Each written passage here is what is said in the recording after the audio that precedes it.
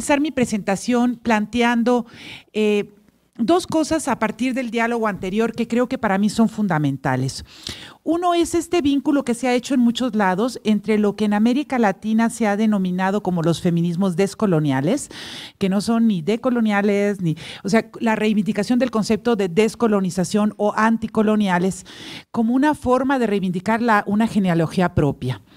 Y yo creo que este vínculo que se ha hecho de estas posturas críticas con los grupos de colonialidad, modernidad, para mí es otra forma de nuevamente poner nuestras genealogías en el norte, poner nuestras genealogías en la diáspora. Ya ha habido una reivindicación muy fuerte a nivel de nuestros escritos, pero también a nivel de nuestra práctica política, pues de una larga trayectoria de reflexión teórica, crítica, que tiene su locus de enunciación en el sur. Y, por ejemplo, el concepto de descolonización del conocimiento y de plantear que el colonialismo funcionaba no solamente como una forma de opresión y explotación económica y material, sino también epistémica, está presente en la Conferencia de Barbados en los años 70, que fue fundamental para nombrar específicamente a la antropología como una fuerza colonizadora. Y el Manifiesto de Barbados nunca se toma en cuenta, por ejemplo, cuando se hace la historia del pensamiento descolonial. El mismo trabajo de González Casanova, con las limitaciones de género que le podamos dar, pues es un trabajo de los años 80 en donde él sí estaba planteando desde una perspectiva muy marxista el colonialismo interno, pero estaba también, demos crédito, estaba también planteando que había una dimensión de conocimiento en este colonialismo interno.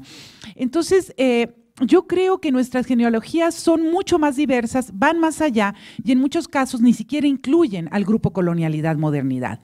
Entonces yo creo que es importante el reconocer esta genealogía diversa y lo que hoy les traje yo es algunas ideas de los diálogos que han sido inspiradores en América Latina y me llamó la atención, ahorita van a ver, porque yo hablo del diálogo también con las feministas nativoamericanas. En los últimos años ha habido un esfuerzo muy grande, a pesar de las barreras lingüísticas, de hacer encuentros en los que varias de las feministas nativoamericanas pudieran venir aquí en México. Maureen White Eagle, que ha estado luchando por el reconocimiento de los derechos tribales, de los derechos de las mujeres en las leyes tribales. Estuvo aquí trabajando con las compañeras de Comaletzin, de la Casa de la Mujer Indígena en Cuetzalan, que están dando una lucha por incluir los derechos de género en los juzgados indígenas. Y estos son diálogos que se están haciendo no necesariamente a nivel de los grandes discursos epistémicos, sino a nivel de una práctica política que está planteando la descolonización como una necesidad fundamental para una nueva forma de entender el activismo. Y aquí quiero apuntar al otro término que yo creo que es muy característico de lo que están siendo los feminismos descoloniales en América Latina, y en este sentido me da mucho gusto compartir el panel con Carmen Cariño y con Mariana Berlanga, porque yo creo que este segundo punto nos une mucho.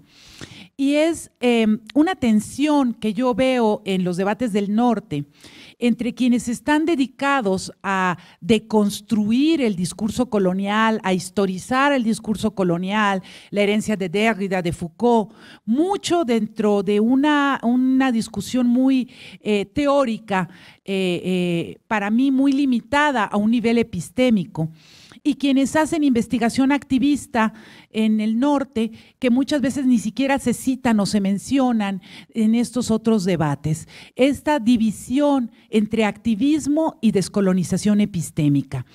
Y yo creo que en América Latina, o bueno, no puedo hablar en América Latina a nivel general porque si no creamos un nuevo esencialismo y un nuevo binarismo, pero en muchos sectores de este sur global, la preocupación de la descolonización epistémica es una preocupación política que está estrechamente vinculada al activismo. Que muchas de nosotras somos activistas que utilizamos la teoría para dar una lucha con nuestras compañeras de activismo, somos académicas que tenemos un pie en el activismo, y esto nos vuelve incómodas en todos lados. Yo me enfrento cotidianamente ante un antiacademicismo de muchas de las organizaciones con las que trabajo, que tienen un planteamiento pues que a veces hizo su efervescencia en este discurso publicado ahora clásico de Andrés Sobrí contra la academia, que a lo mejor muchos de ustedes leyeron, en donde había una generalización muy fuerte de todos los académicos como esta torre de cristal, aislados, y del discurso académico como una pérdida de tiempo, simplificando las críticas de don Andrés, a quien yo quise mucho, pero sí una descalificación muy fuerte de decir, ¿para qué sirve tanto pensamiento crítico? Hay que irnos a la práctica. El mundo y la violencia está encima de nosotros y ustedes están perdiendo mucho tiempo entre el pensamiento crítico. Y ante estas posturas a mí me ha tocado argumentar es que las visiones simplistas de la emancipación, las visiones simplistas de la justicia social y la reproducción de estas dicotomías en la organización política nos lleva a nuevas exclusiones. El pensamiento crítico tiene que ser fundamental para pensar las estrategias políticas. Un pensamiento dicotómico que solo ve nuevamente, solo para poner un ejemplo, ¿no? La investigación-acción tan importante para la praxis feminista. Yo vengo de una genealogía como Aura, que me muevo entre un movimiento feminista popular que tiene su locus y su origen mucho en Chiapas, en los Altos de Chiapas, un movimiento de izquierda que me formé. Cuando hablan de que desde los 18 años trabajé en una agencia de prensa, yo me formé desde los 17 años con el movimiento revolucionario guatemalteco. Para mí Guatemala tiene un lugar muy importante en mi corazón. Un movimiento izquierda bastante misógeno, una academia bastante positivista y antiactivista. Entonces son muchos entrecruces en el que le toca a uno defender y tener distintos planteamientos dependiendo de donde tú estés parado, ¿no? Y en este feminismo popular, esta herencia de Paulo Freire de la investigación activista ha sido muy importante, pero ahora en estos talleres de concientización y con el terrible término que a mí no me gusta, que es un anglicismo de empoderamiento, nuevamente reproducen relaciones bastante colonialistas en donde la educadora popular es la que tiene una verdad histórica para cuestionar. Y desde un pensamiento crítico venir y decir, ¿qué implican los diálogos de saberes si queremos replantear la investigación activista? ¿Qué es un diálogo de saberes desde la investigación-acción? ¿Cómo hablamos de la descolonización del conocimiento y del reconocimiento de otras epistemologías y de otras maneras de ser y estar en el mundo para un activismo concreto que replantea sus metodologías de educación popular? O sea, yo creo que estos diálogos que estamos teniendo son fundamentales para replantear el activismo. Pero del otro lado también a muchas de nosotras nos toca en la academia, pues recibir una descalificación muy fuerte de que lo que hacemos es ideología, lo que hacemos no es conocimiento científico, inclusive desde las prácticas especializadas como el peritaje antropológico, que es algo en el que Aura y yo hemos estado trabajando y que tiene muchos retos. Vienen, no puedes ser perito porque tú estás muy posicionada y los peritos tienen que ser neutrales, entonces tu peritaje no es válido. Entonces, bueno, viene también una legitimación de estos múltiples entrecruces. Y lo que quiero compartirles hoy aquí es dos cosas fundamentales. Uno sería otras genealogías que han inspirado,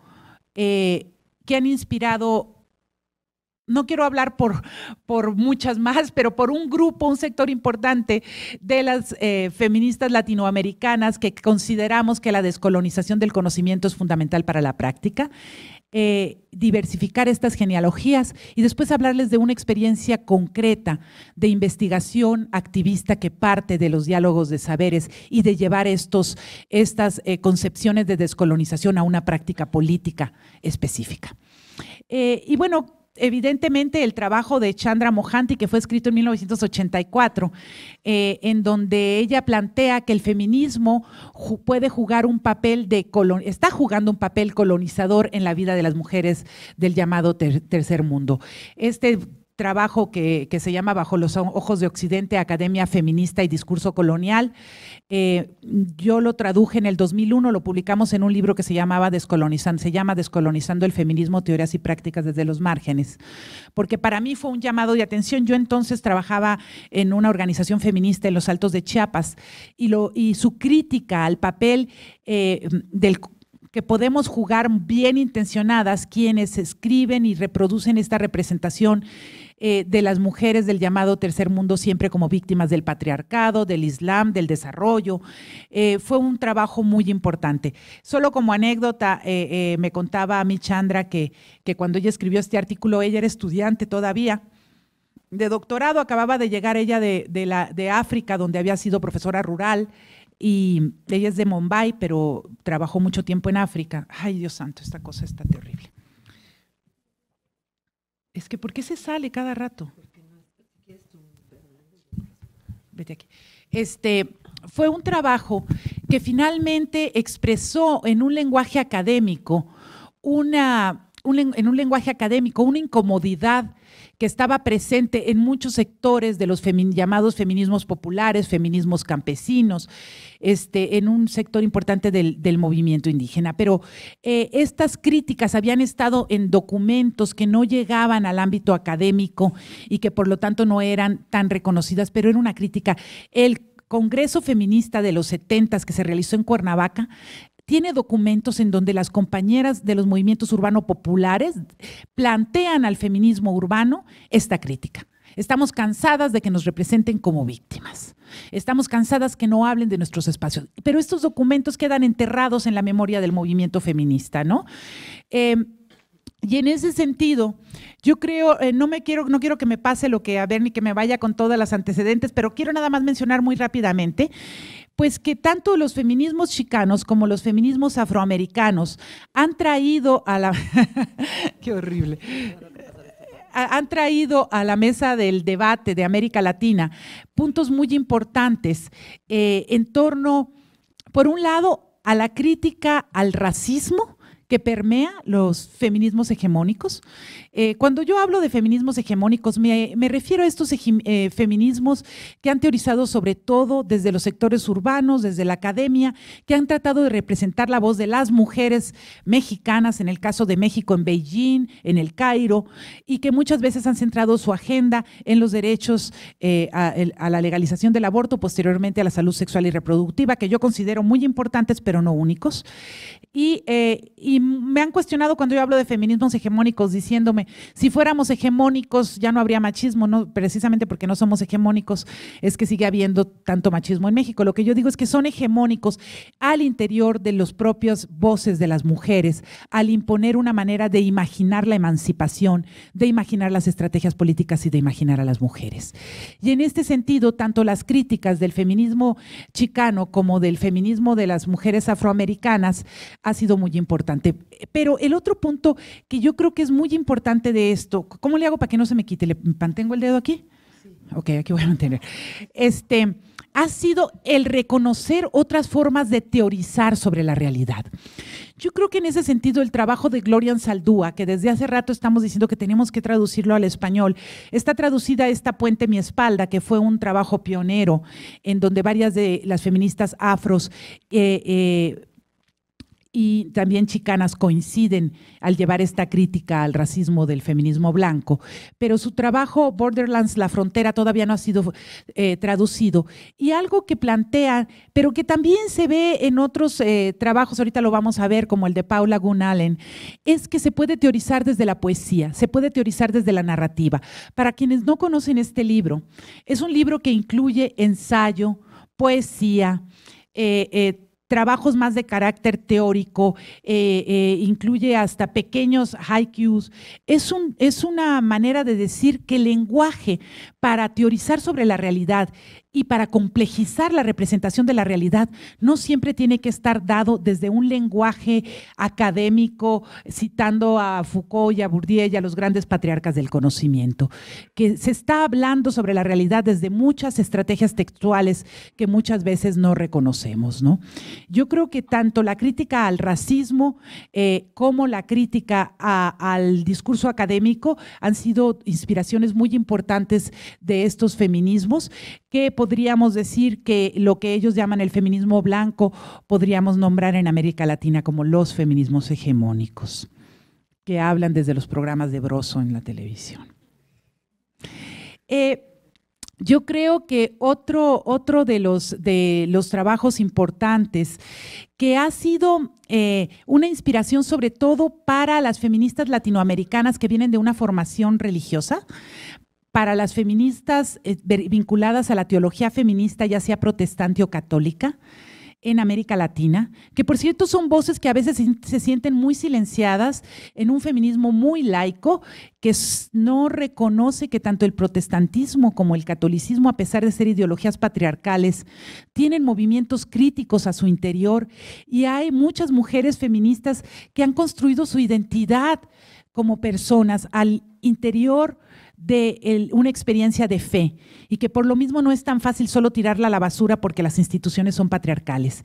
Una de estas monjas feministas de Chiapas, Maricruz, me decía, es que yo no me acerco nunca a los espacios feministas porque me siento siempre excluida y vista como, y representada como un títere del patriarcado del Vaticano. Y yo tengo toda mi vida luchando contra la ideología patriarcal en la iglesia, y esas luchas parece que no se reconocen, ¿no? Y esta parte de las feministas latinoamericanas han encontrado un eco con los feminismos islámicos, que plantean dos elementos importantes. El trabajo de Ziba Mir Hussein, que ella es una antropóloga jurídica iraní, es un trabajo en donde ella se acerca a la ley islámica y plantea que es muy importante diferenciar entre la sharia, que es la normatividad que se encuentra dentro del Corán, y fiqh, que es la interpretación que los hombres hacen del Corán. Y para muchas de estas mujeres, el Corán puede ser una fuente de emancipación porque es una lectura del Corán desde una perspectiva feminista, que hace eco con el planteamiento de muchas mujeres indígenas de la Coordinadora Diocesana de Mujeres, que hablan de cómo leer la Biblia con ojos y corazón de mujer. Entonces es una estrategia, a lo mejor nosotros diríamos es un movimiento estratégico con el que podemos o no coincidir, pero lo que ellas en vez de decir es el catolicismo es patriarcal o el islam es terriblemente patriarcal, lo que ellos dicen es en estos textos sagrados existen herramientas que nos pueden ayudar a repensar nuestra fe y a repensar nuestras sociedades desde otras perspectivas. Entonces el feminismo islámico recupera el Corán para confrontar la violencia patriarcal musulmán fundamentalista. Y otro elemento interesante que ellas plantean, y en este sentido el trabajo de Saba Mahmood, ella es una musulmana feminista pakistaní, yo también traduje su trabajo en este libro que se llama Descolonizando el feminismo, es un llamado de atención más difícil, a mí me cuesta mucho, en donde ella plantea, bueno, hay muchas maneras de entender la emancipación y no la manera liberal de verla, es la única manera, y también muchas maneras de imaginarnos en el mundo como personas. Y esto que ustedes ven como el agente dócil, así se llama su artículo, no me acuerdo bien el título, pero la construcción del agente dócil. Esto que ven ustedes como docilidad, como sumisión, son valores de humildad dentro del feminismo, dentro del Islam, que muchas feministas islámicas recuperamos para confrontar la importancia del ego en estas sociedades occidentales. Entonces, el tratar de pensarnos como una con todas y no como esta persona, Ida Hernández, aquí hablando y siempre, pero ¿por qué no me citaron? ¿Por qué no me invitaron? Yo creo que este llamado de atención a cómo pensar la humildad como un valor nos hace mucha falta en la academia, ¿no? Y me incluyo. Estas grandes fricciones entre quién me citó, quién no me citó, quién me habló, quién no me habló. Y ella dice, bueno, ¿cómo se ha construido esta imagen del individuo como el centro de la producción del conocimiento y del conocimiento como conocimiento individual, producido por una persona y no como conocimiento colectivo? Es algo que las visiones de humildad de muchas feministas islámicas y de la reivindicación de un conocimiento colectivo pueden estarnos planteando, ¿no? Si bien es cierto que este feminismo islámico, y menos ahora en la etapa de islamofobia, es poco conocido y casi nada enseñado en México, sí hay gente que lo está trabajando. Yo me acerqué hace algún tiempo a Mónica Cejas, que está ahora en la UAM Xochimilco, que era una de las pocas académicas que estaba planteando y hablando de otras escuelas de pensamiento. Ella trabajó en África. Y tradujimos con ellas algunos trabajos, 5 minutos, Dios santo, y no he hablado del otro. Bueno, ya se me fue. Bueno, todo esto, bueno, no quiero que se me acabe el tiempo sin hablar de estos dos diálogos que son también muy importantes. Los feminismos indígenas y los feminismos nativoamericanos, que tienen perspectivas y espacios de locución muy diferentes. Aquí estaba citando a Marta Sánchez, Alma López, Emma Chirich, Carmen Álvarez, solo por plantear algunas compañeras que reivindican el concepto de feminismo. Estaba a punto de poner a Aura, pero Aura cambia, a veces sí reivindica el concepto de feminismo y después cuando se encuentra con el racismo me dice, ya no me gusta todo este concepto, entonces no quise poner en su boca una reivindicación que no sé si es de ella o no. Creo que con Emma pasa lo mismo. Emma hay como, es mucho también, a veces son reivindicaciones situadas, ¿no? Depende con quién estás hablando, qué tipo de reivindicación te interesa, pero bueno, estas voces están planteando algunos factores que son muy importantes. Uno de ellos es que los derechos colectivos, ver a los derechos colectivos de los pueblos como condición para el ejercicio de los derechos de género, en vez de verlos como confrontados. El vínculo entre colonialismo y patriarcado, bueno, ya no tengo, ahora habló toda la mañana hoy de eso, es un vínculo fundamental que yo creo que un feminismo que no se proponga reconocer la vigencia del colonialismo en nuestras sociedades y no asuma una agenda de descolonización, llámele anticolonial, descolonial o como quieran, es un feminismo que está reproduciendo muchas de estas estructuras. Yo creo que un elemento importante que ahorita no da para ello es el concepto de soberanía para las compañeras nativoamericanas. En yo estoy dando ahorita un curso en el CIESAS que se llama Epistemologías de la Descolonización y estamos leyendo para mañana a Paula Gunn Allen, que les recomiendo mucho. Ella escribió un libro que se llama The Sacred Hoop, El Aro Sagrado, repensando lo femenino en el mundo nativoamericano. Y en este trabajo, solo para el debate anterior, ella habla de 80 pueblos indígenas en Estados Unidos y Canadá, en donde la identidad de lo femenino y lo masculino no corresponde a la genitalidad.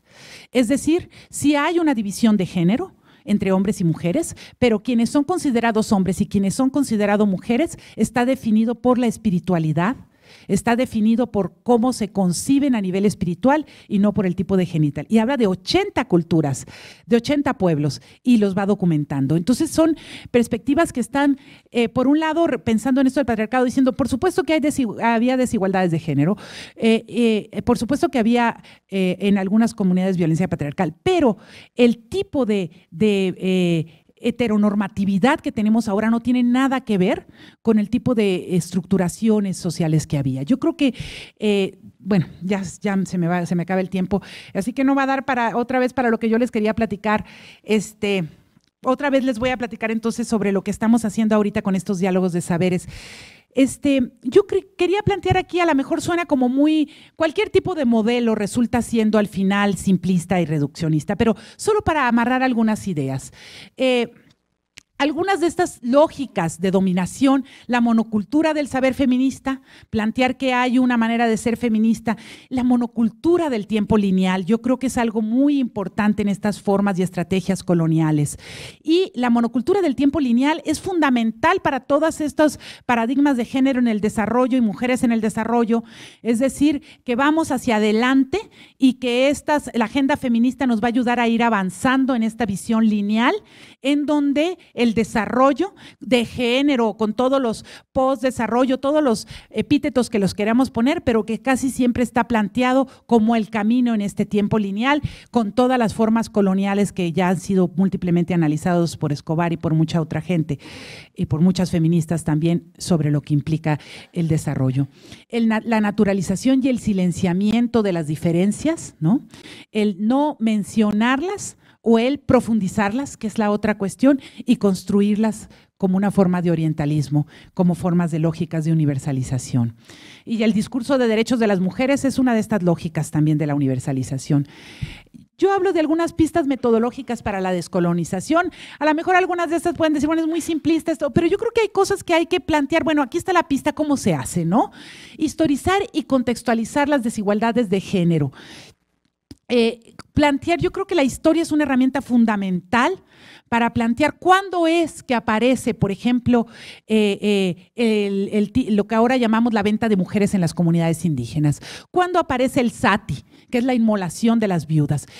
hay que historizar estas, muchas, sobre todo con esas prácticas que con una forma de etiquetación selectiva han sido utilizadas para representar una cultura. Hay que ponerles historia. La cultura como un proceso histórico contra los esencialismos. Cada vez que hablamos de que esto es una práctica cultural, sí, por supuesto, pero la cultura no está al margen de la historia.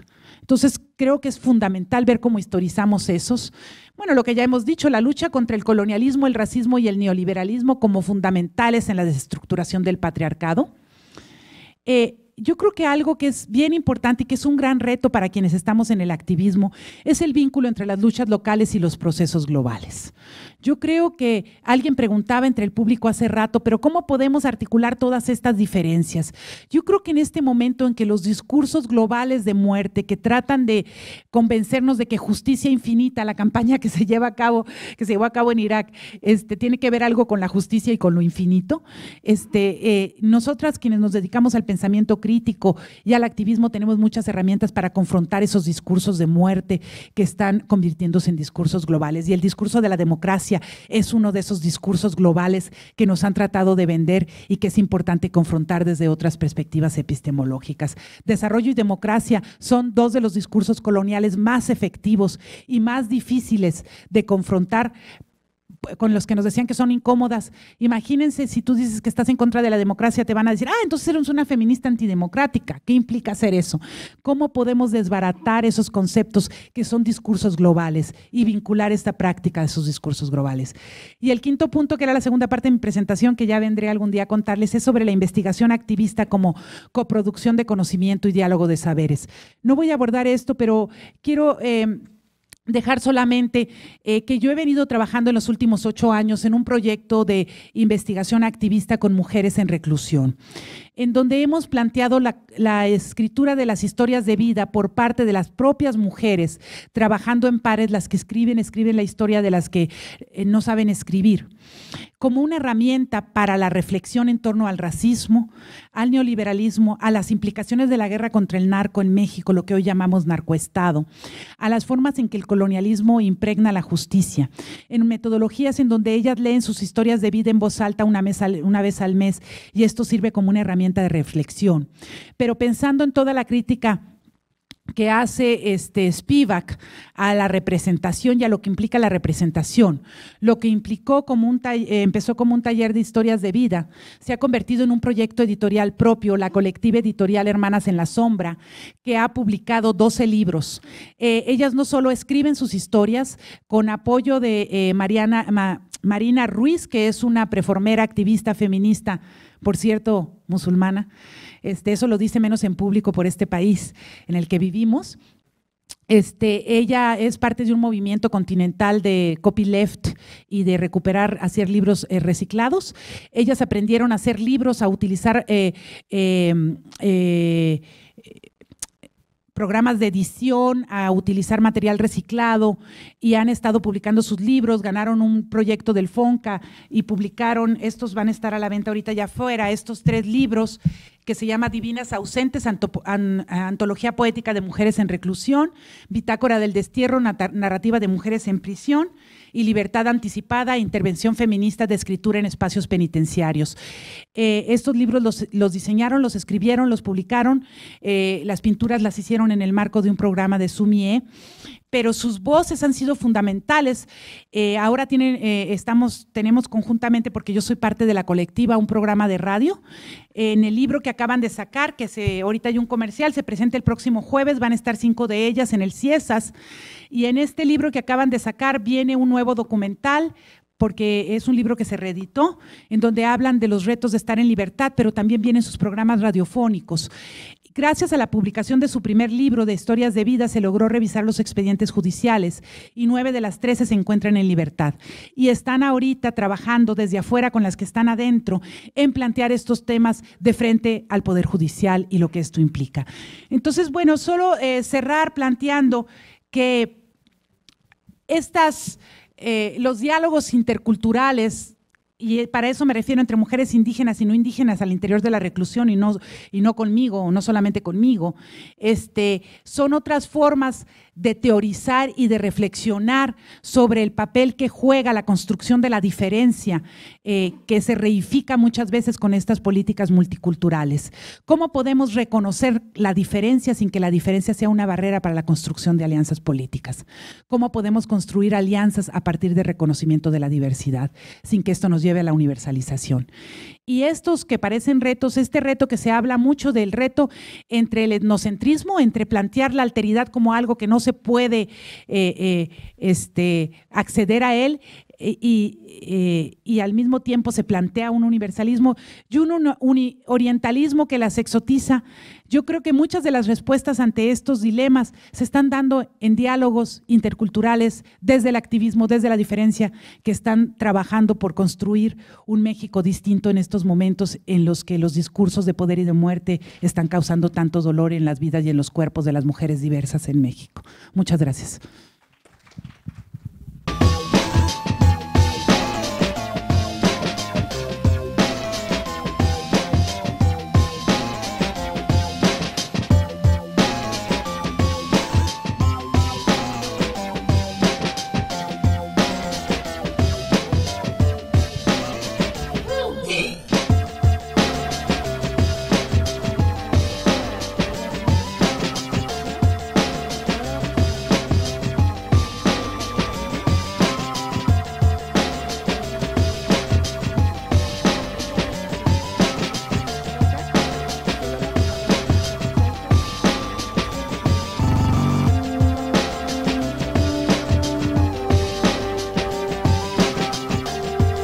Docente en